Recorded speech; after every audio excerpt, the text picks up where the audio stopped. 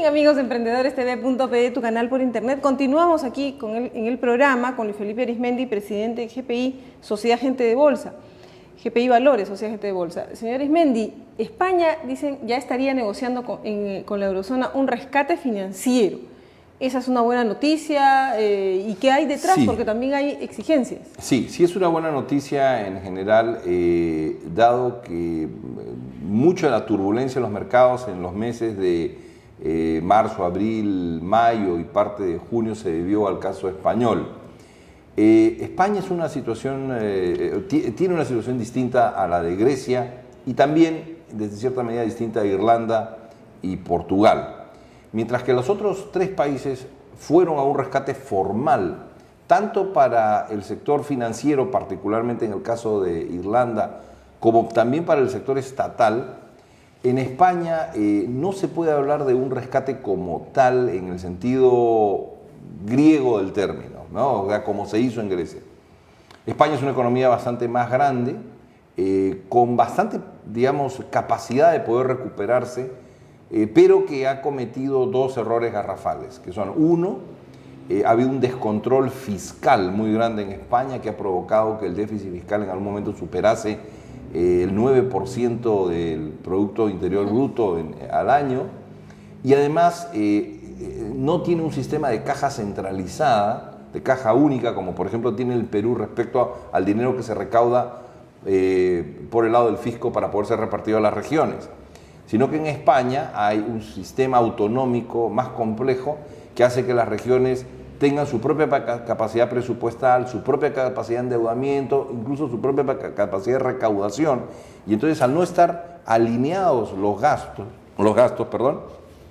el Estado Nacional, digamos español, gasta una cierta cantidad y las autonomías de las distintas, llamémosle regiones, que son 17 en España, que además son demasiadas, gastan también otra cantidad enorme. Entonces resulta que... ¿Y cada quien como le parece? Y cada quien básicamente como le parece, mucho al... autonomía. Sí, mucho al instinto y al olfato político, porque claro, acá el verdadero político debería ser aquel que implementa, digamos, medidas de Estado, políticas de Estado, con una visión de mediano y largo plazo y que incluye un término que ahora debe ser obligatorio en los textos escolares, diría, pero digamos en los textos universitarios económicos, que es sostenibilidad fiscal. Un país no puede implementar ningún programa de gasto ni ningún programa de inversión que no sea fiscalmente sostenible. ¿Eso qué quiere decir? Que en el futuro ese gasto o esa inversión no dañe la capacidad de ese estado o esa región de poder seguir haciendo frente a sus obligaciones. Entonces, si yo me dedico a gastar en obras monumentales, como se han hecho en España, o a subsidiar indiscriminadamente todo tipo de actividad o todo grupo de interés, llega un momento en que se acaba el dinero. Por más que yo utilice, ya sea el dinero que viene de la recaudación o el dinero que viene del endeudamiento, llega un punto en que no da más. Bueno, España ha llegado a ese punto y por eso que necesita, ya no puede salir sola del problema. Ahora, no va a ser un rescate con las condiciones tan duras como ha tenido Grecia, pero sí van a haber condiciones duras. ¿España qué necesita? Necesita no menos de 100.000 millones de euros para sanear debidamente todo su sector financiero. Por ahí debe empezar. Dicen los españoles que va a ser menos. No, es un error, es un error. Y esto lo digo con absoluto conocimiento de causa.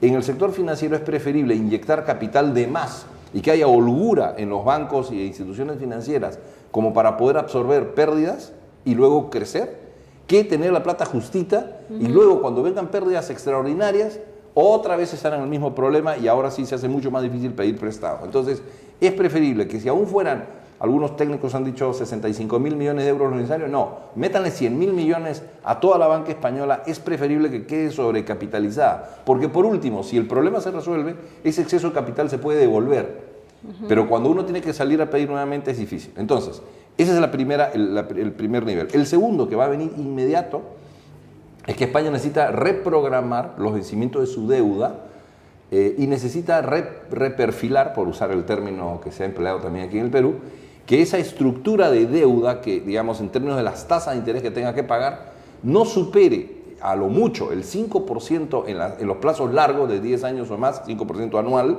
de pago de intereses, y no supere, digamos, 2,5%, 2,75% en los plazos cortitos, digamos de 3 años a menos.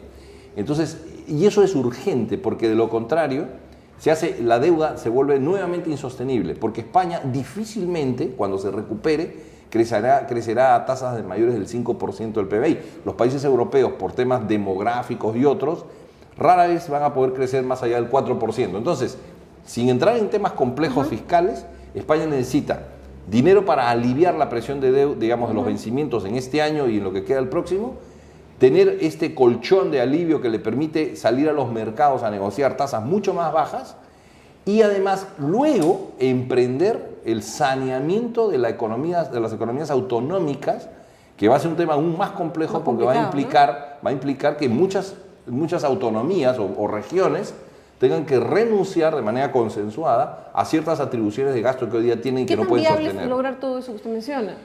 Es difícil, pero no hay otra alternativa, porque lo otro va a ser mantener a España en una situación de recesión continua. Ahora, ojo con un detalle, el que se hagan esos programas digamos, de recomposición fiscal y de reperfilamiento de deuda no significa hacer recortes a lo bestia, ¿no es cierto? Y simplemente meter a la economía en una recesión mayor. Yo creo que ahí ha habido también un problema serio del gobierno del presidente Rajoy, en que el criterio para recortar ha sido, digamos, por decirlo el término menor, torpe. Y lo digo porque he revisado los cifras españoles, he visto dónde han recortado. Es un recorte muy al estilo español, digamos, cuando llegan al límite, pues simplemente, digamos, le meten un hachazo al gasto, y entonces han tocado muchos sectores de la economía de forma descoordinada, que le ha generado un desempleo mucho más grande de lo que esperaban, 25%. Y las posibilidades de generar ingresos, pues, claro, y una recesión terrible, durísima. Claro. Entonces, uno cuando recorte el gasto, uno tiene que primero recortar todo lo que es superfluo. Exacto, o sea, porque lo superfluo contribuye muy poco al PBI. Y luego, cuando ya van recortes más profundos, uno tiene que hacerlo en aquellos sectores en donde no impacte de manera, digamos, de manera esparcida a otros sectores de la economía, donde no haya un efecto en cadena que empobrece, digamos, muchos sectores que uno no quiere debilitar, ¿no? Y en España creo que ha habido ese problema. Y hay un último tema que va a ocurrir. Así como va a haber rescate financiero para los bancos y va a haber una especie de rescate para España y para las autonomías, las personas, acuérdate, Clorinda, le van a decir al Estado, bueno, ok, tú rescataste a todos y yo que estoy ahogado con esta hipoteca, y va a tener que crearse algún mecanismo para a las personas aliviarles, sobre todo en sus créditos hipotecarios. Financiero para las personas. Va a tener que haber. Complicado el escenario. Muy bien, señor Arizmendi, muchísimas gracias, un placer tenerlo. Estaremos a la espera de otras novedades. Muy bien, amigos, una pausa, volvemos con más.